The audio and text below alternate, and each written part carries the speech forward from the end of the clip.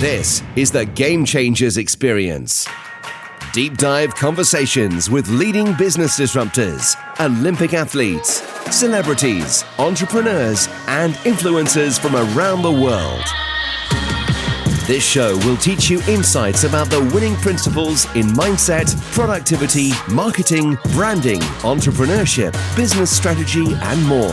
Hosted by Productivity Authority, business strategist, former elite athlete, author, and public speaker, Adam Strong. Hello, everybody, and welcome to the Game Changers Experience with myself, Adam Strong. And today we have another great guest here on the show. I have my good friend, Kyle Livingston. Now, Kyle, interestingly enough, he was abandoned as a 12-week-old baby from losing 160 grand on his own money in a failed company. Now, Kyle knows what failure looks like, feels like, smells like he's lived a dream, right? He was what I call a serial failure. However, what's interesting is that he didn't take his misfortunes determine his attitude in life. And what I love about, and we were just talking offline actually, and it was interesting because I really can feel people's energy because I'm really into energy, as you guys know. But more importantly, from the lessons that he has learned over the years that he's been in business, and he's built now 3 7-figure bricks and mortar businesses, which I tell you what, in this market is like really tough in this day and age. He's also helped 9 other businesses go from black into red. So that's profitability, just in case you guys didn't know. And his big mission as a business coach and consultant is to turn chaos into profit. So that's a really cool thing. So today we're going to be talking a little bit about how to recession-proof your business. Now, what does that look like? Because interestingly enough, like the world is really going through some interesting times right now. And I wanted to get Kyle on here purely because he's kind of like lived through that, right? He's lived through what failure is and that kind of stuff. And I really kind of like what we're going to be tapping into is I'm really going to tap into understanding his mindset, but also his emotional energy as well, like what he was thinking when he was going through those certain bad times, right? Or bad luck, whatever you want to call it, right? And we're also going to dive in about when to walk away, because it's one of those questions where when you might be working on a business or a project or an activity, right? And you're so like committed, like I know that as entrepreneurs, especially for myself, like I can be so committed, but sometimes things just aren't working out the way they should be. So there has to come to a point where you're just like, hey, shit, I need to walk away, right? So we're going to be talking about when to walk away. I'm going to get Kyle to talk a little bit about the best advice that he has for clients going through the current economic turmoil and what his best advice for that is. And I'm also going to be talking a little bit about what he's actually done in terms of transforming some of the companies and businesses that he's currently worked with. Like, what was the mindset? Like, what was the game plan? We're going to go through into that. So without further ado, Kyle, welcome to the show. Man, thanks for having me on. That was one of the best introductions I have had. So thanks for having me on, man. I'm real excited to pour into your audience and really help them navigate these uncertain times as we move into the big R word, the recession. Some businesses are going to make it and some are not. And I want to make sure that your audience, if they're in a business, that they're the ones that make it through. So yeah, it's a good point. And it's interesting because do you know what? And even though the world is going through some really funny times right now with a so-called recession and stuff, it kind of feels a little bit like deja vu with COVID and stuff. Do you know what I mean? Like some people like really got battered in there, but then others kind of really thrived. This kind of feels a bit different. I mean, what's your take on that? So I think in any downturn of any kind, right? Like COVID was a downturn in production. And I think going into this next season, I'm not an economist. I'm not like this guy but going into the next season, there's definitely going to be some shifts. There has to be. Like the world is cyclical. And if you believe in cycles, like we're due for a downturn economically. And I think it's twofold. One is it's going to leave a lot of customers and a lot of clients orphaned in the marketplace because the business that they were going to get their services from is no longer around. Right. And so it's going to leave a lot of people who aren't going to make it through as a business. All of their customers are going to need to be picked up and adopted by somebody. And I really like that for those of you listening. I want that to be you, because the other side of that is the businesses that go and actually get those clients. An old email copywriter, direct response copywriter, I think it was Gary Halbert. He said that people walk around with their umbilical cord in their hand looking for somewhere to plug in. Customers, you have customers that you're servicing in a particular way. They've plugged in their umbilical cord to you. And the moment you're gone, they're wandering around the marketplace trying to find somewhere else to plug into. And so if you're a business and you're listening and you're like, man, I don't want to lose things through these next turmoils, what you can't do is you can't constrict. You can't think smaller. You can't go into a hole and be like, I'm just going to wait till it's over. Because if you wait till it's over, it's going to be too late. True. So if the goal is to make it through the recession, then you have to go out there and you have to begin expanding. You have to have a solid foundation operationally, and you have to go out and start swooping up as many of these orphan clients as you possibly can. Yep. Love it. Some very cool stuff. So I want to really jump into the deep end here. Okay. Because one of the things that we mentioned in your bio when you had lost 160 grand, which seriously, that must have hurt, right? Tell us a little bit more about that, right? What was the business? First of all, tell us a little bit more about the business first. Yep. So it was a commercial construction company, and we actually would go out and we would build cell phone towers in some of the most remote locations in the United States. So we'd construct, build, and maintain cell phone towers. And it was a brick and mortar business. Obviously, we had trucks, employees, people, insurance, payroll, all the whole 9 yards. Got it. And this was actually my fourth brick and mortar telecommunications business that I had started. Oh, the first one, home run. Second one, home run. Third one, home run. All the home runs meant nothing because I poured all the money into that and lost it all. Okay. And it was very, very, very painful for me. And it almost ruined me as an entrepreneur. So, okay, that brings me into a really interesting question, because normally people's failures normally come at the beginning of their journey, right? But you had 3 successes. So tell me, what did you do differently from what you did previously that you felt, looking back at it, right? Was there something that you did differently compared to what you did during that time? Before I started all of it, the mistake that I can attribute this to was my ego was too big going in. Got it. Right. So initially, my ego was just too damn big. I've done this 3 times. My shit doesn't stink. I'm going to knock this one out of the park too. And with my upbringing, I grew up and had to have this resiliency and this thick skin, if you will, growing up. And so that was really what helped me get through the first 3 businesses and do really well. And the fourth business, because my ego was so big, I missed a lot of the things that I really should have been paying attention to. The biggest one was when things started to go wrong, I did not know how to diagnose the problems in the business. Okay. And so as we got bigger and bigger and bigger and bigger, the problems became more hidden, and they were, I call it, it's kind of vulgar, but the bodies were buried in places that I couldn't see.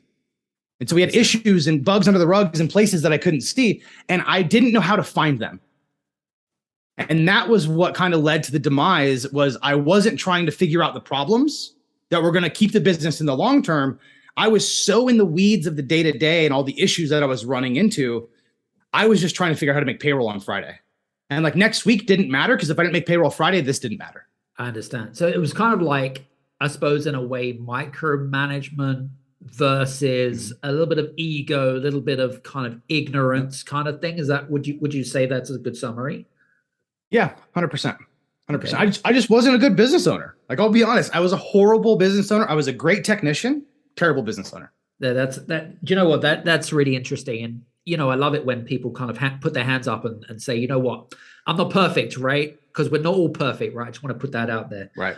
Right. When you were going through that transitional phase, so that time in your life, I want to tell me a little bit about what was you thinking? I know that you described about the fact that you wanted to make payroll and stuff, but I really kind of want to dive in, what was your day-to-day thinking, through your habits and stuff, and how was you feeling emotionally based around the fact that maybe 1 week you might not like make it. Does that make sense? Yeah. I was actually in a really bad emotional place. So much to the point where I was so stressed out and overwhelmed. We were out getting some groceries and we're walking back into our house one day. And the way that we operated was we had a lot of like the team living with us. We had these large houses all around the country that the teams would live in. And so I'm walking into this nice big giant house in Albuquerque, New Mexico. And I remember walking in and I'm not feeling well. And all of a sudden, boom, I hit the ground.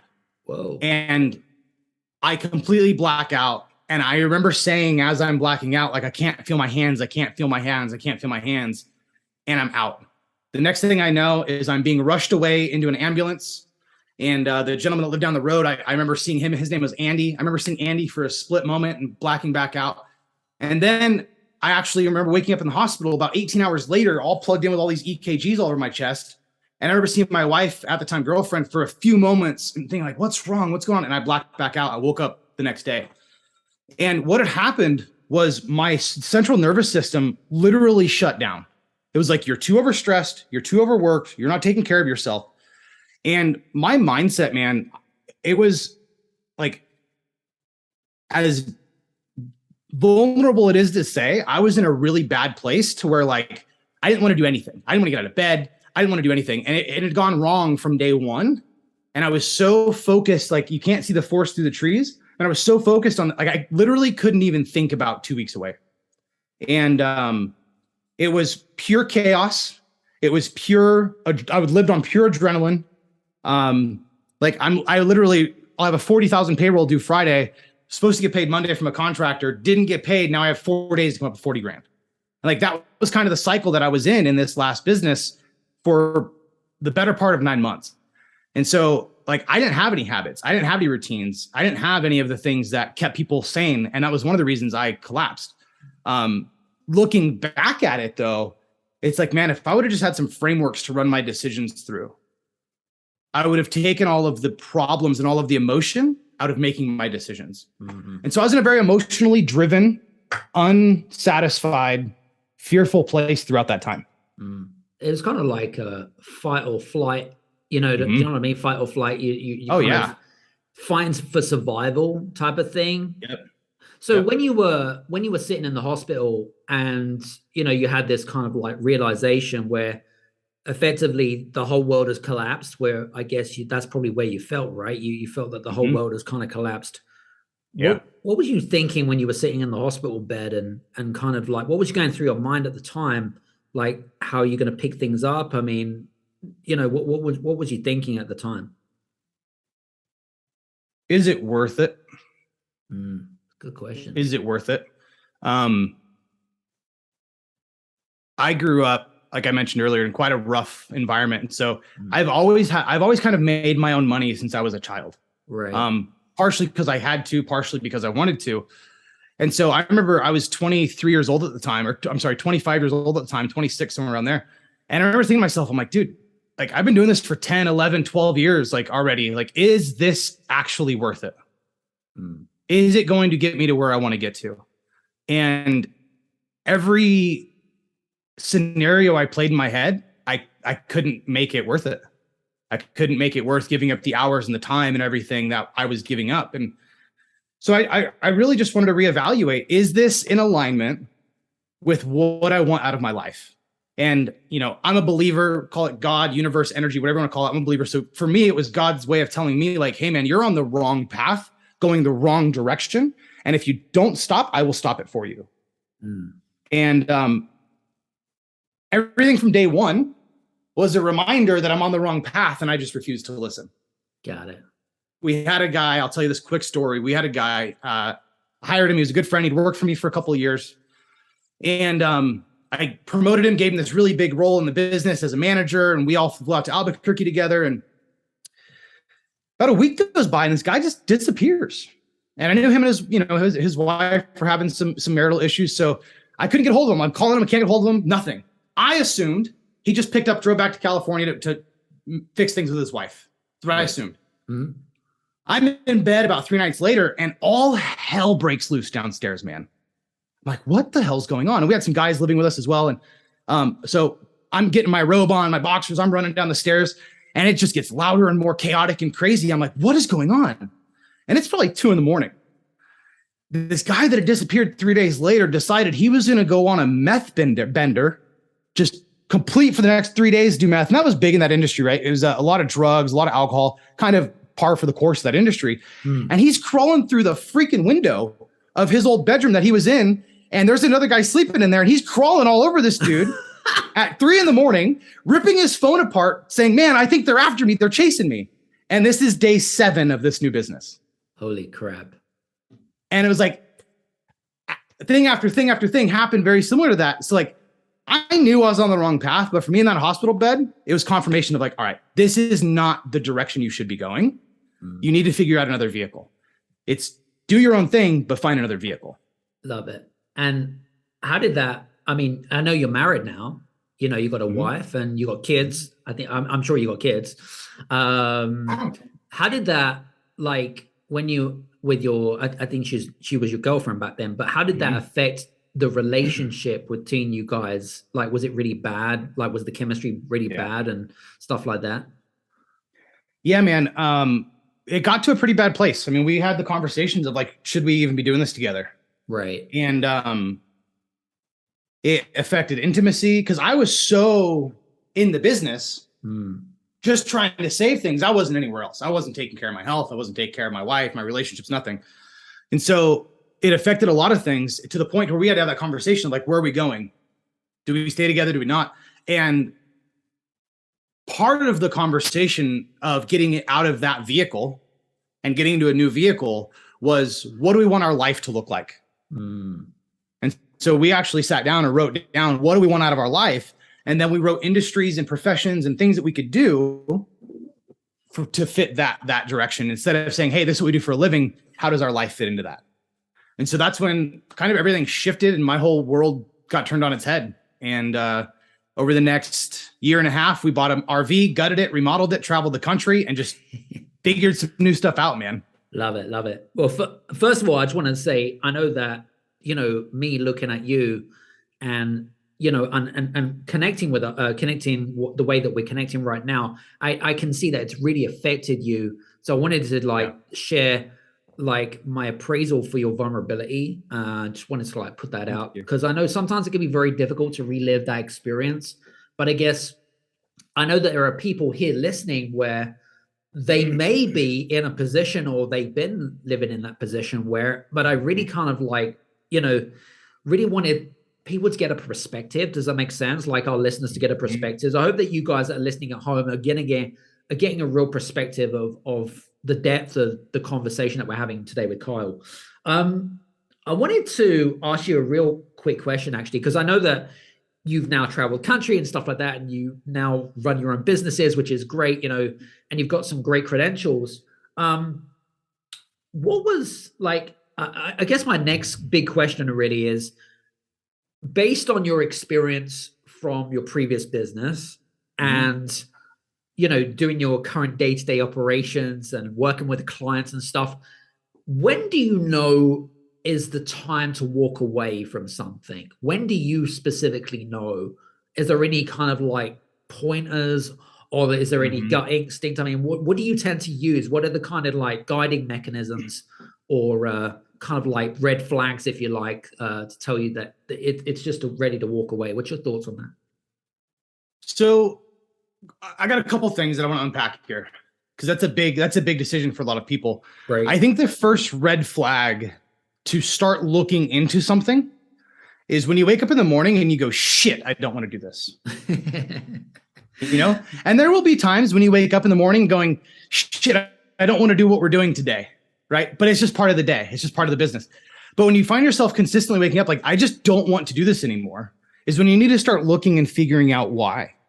Because it may simply be, there's a couple different reasons it could be here. People talk about like lack of vision. And more often than not, I really don't think it's a lack of vision. I think it's a lack of depth perception. Is people have this goal of 10 years, and in 10 years, it seems realistic, but in 2 years, it's not, and they have it at 2 years. And when they don't hit it in 2 years, the depth perception is ruined because they think they can get it in 10 years or in 2 years when it's realistically it's 10. And so adjusting the depth perception of the business, knowing that not all moves are today, some moves are 9 months out, some moves are three years out, et cetera, fixing that depth perception and saying, is what I want actually realistic and possible for where I'm going? And I'm a big dreamer. I love setting big goals, so don't take it that way. So vision and depth perception is one. The other side is vehicle. And for me, this was my deciding factor. I was waking up daily going, man, I really don't want to do this. And then obviously hitting the ground gave me a wake-up call. But for me, it was the vehicle. Is this vehicle going to get me to my goals? And is it going to get me there in the timeline that I want it to? A mentor broke it down to me like this. He goes, look, man, you're trying to go up an incredible 4-wheel drive path on a mountain. He's like, and you're coming to me in a freaking Honda Civic, asking me if I can take you to the top of the mountain. And I'm going to tell you I can't, because you're in a Honda Civic and you need to be in a 4-wheel drive Jeep. So go find yourself a 4-wheel drive Jeep and come back to me. And when you're ready to drive the corresponding vehicle with the corresponding path, then I can take you to the top. And since then, I've coached hundreds and hundreds of people. I've worked one-on-one with over a dozen clients just in the last couple of years doing this. And it's so true, because your vehicle, you could do a business that does 10 million a year, right? At a 3% margin. And it'll never get you to your goal. Right. I was having a good conversation with one of my best friends, and he owns a window tinting business, and he does really well. He lives in San Diego, does really well in window tinting, but he has these big goals way up here, these big goals and aspirations. Like window tinting is only going to get him halfway. Right. You know, it's like, it's never going to bridge that gap. And so for me, I had to determine in telecom, we would do 3.5 million that year at an 11% margin. Not that good. And so my dreams, my goals, my aspirations, I would have to do 50, 60, 100 million to hit my goals. So I readjusted. Wrong vehicle, right place, still a wrong vehicle. So I had to go and I actually had to build an entirely new vehicle so I could make sure I got to where I wanted to go. Love it. It's a good metaphor. I like that. Some good stuff there. Now, I know that we're kind of like coming towards the end of our conversation, but I've got sort of a couple of more questions, if I may. Yeah, go ahead, man. Fire away. My next question really is like, what's the best advice that you have for businesses that are really beginning to struggle during the economic times? You know, I mean, you mentioned around vision, which is great, and the vehicle, which is kind of cool. But, you know, I really see a shift in the market now. You know, there are some businesses like, there's some businesses that are really holding back on terms of their marketing budget, downscaling, whatever it might be. But what's your best advice for some of the listeners out there that maybe finding it a bit difficult in the current climate right now? So the first thing I always tell people to audit is, it's not necessarily the intention, like what you're doing with your money. And here's what I mean by that is, make no mistake about it. We are getting ready to enter a time of war. In my opinion, we are getting ready to enter a time of war. Okay. And in time of war, all of these cultural nuance of like, are my employees happy? And like obviously you want happy employees, but like the emotions and the cultural things and the fluff that has kind of been added to the tops of businesses and the fronts of businesses that isn't actually business is going to go away. Like through this recession, you're going to start seeing people like, I do care about my employees, but I also care about my bottom line. And this whole, like, you got to have impact. You have to have bottom line. Like, impact does not exist if you're losing money. And so I think the one thing that we've mistaken over the last 8-10 years is there has been just an army of people beating the owners into submission that they need to put other people's needs before theirs and before the business and no, your business is first, your profits are first. And if you can take care of your employees and get them happy and taken care of and financially stable along the way, that's the byproduct. But a lot of this cultural offense and fluff is going to have to disappear for a lot of businesses to continue to thrive. And just so to your audience, if I had to distill it down to one thing, is like, do pay more attention to the bottom line than you think you should have to pay.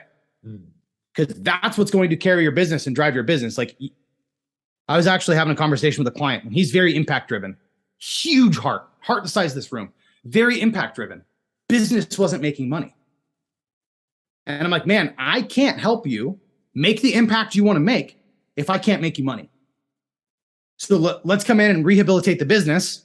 Let's get you very, very, very profitable. Let's stuff your bank accounts full of cash and then go impact however you want to impact. But let's start with what's actually the fulcrum to all of it, which is being profitable. Love it. Some good stuff there. Some really good stuff.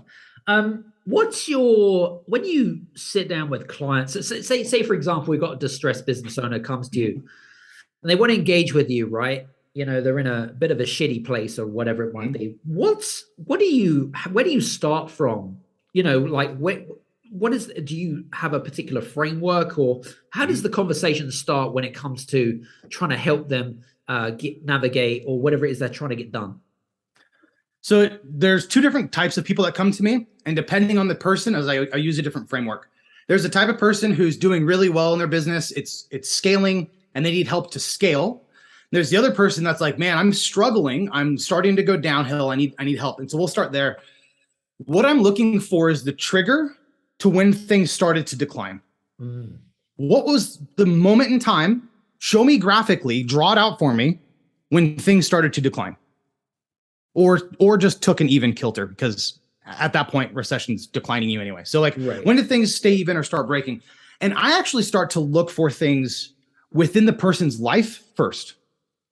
Because what I have noticed is businesses 10 times out of 10 are struggling because of the 6 inches between the owner's ears. Every single time without fail. It's not an operations issue. It's not a sales issue. It's the 6 inches between the owner's ears that's preventing them from actually growing. And so I start there. What's the time in your life that things start to fail? And then I actually start from that point with a time study. Where are you spending most of your time in the business? I have a rule that a business owner should never be doing more than 5 things within the walls of their business. Yes, you can take out the trash. Yes, you can do everything else in your business. But if you're not doing the 5 things that move the needle, then you're leaving money on the table because someone else can be doing those things. Right. And so I'm doing a time audit of their life, and I'm figuring out, where are you spending your time in your business? And more often than not, we come to find out that they're spending their time on things that's not going to grow the business. And when they made that shift and started to go down, that's when things started to really, really become troublesome for them, because they're not spending times in areas that got their business to the place that they're at today. Love it. Love it. Love it. I suppose my last question before we wrap up is, I know that there is between, I suppose, Europeans and Americans, we have a very different, I suppose, what's the word I'm looking for? I suppose a different attitude to what failure is, and my belief is that I believe that a lot of Europeans fear failure, right? Oh, yeah. Whereas Americans, for you guys, you're kind of like, yeah, bring it on, right? Mm-hmm. What's your take on it? What's your take on the whole kind of, for the guys that are listening in that have this kind of like fear of failure mindset type of thing? What advice have you got for those people? Two things to this as well. First off, who else are you impacting by being afraid of that is the first question I'm asking myself. Right. If I'm afraid of failure, the next thing, I actually have a really simple exercise.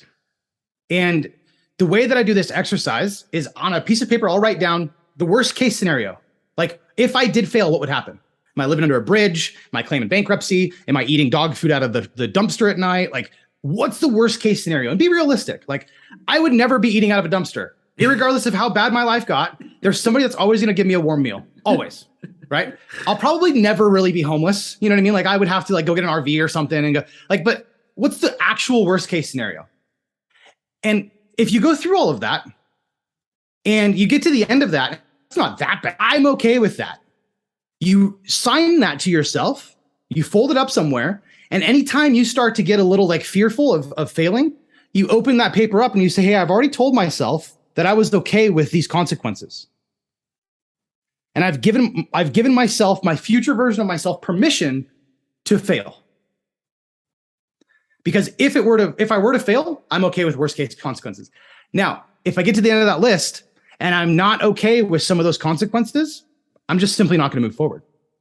Because what'll happen is that fear of those consequences will be the thing that happens at the end of whatever it is that you're doing.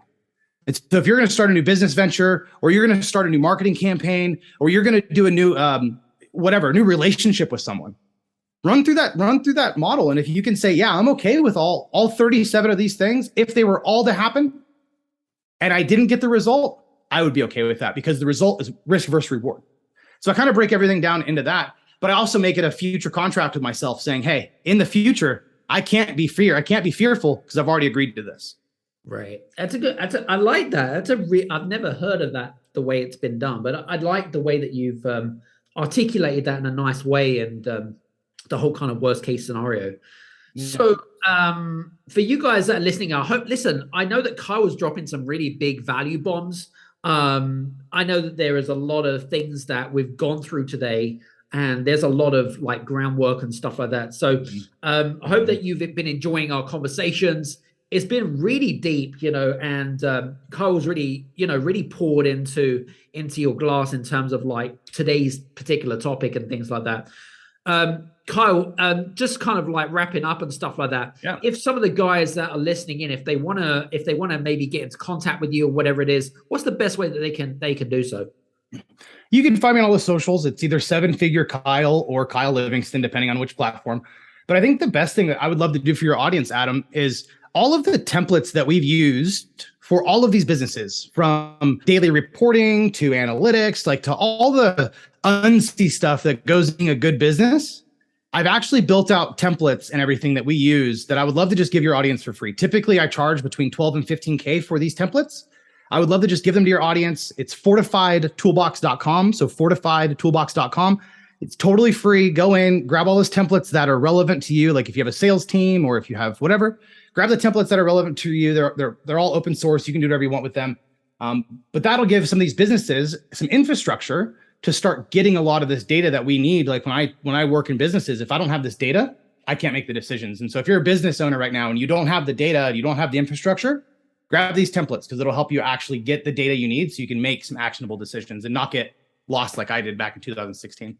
Love it, love it, love it. That's really cool, and we greatly appreciate that. What we'll do, guys, for you guys that don't have to rewind this back and quickly get that website, what we'll do is we'll put the links below anyway, so that you can check those out. It will save you from doing that. So I just want to say thanks very much to you, Cole. You've been an awesome guest on today's show. So I just want to say thank you very much, sir.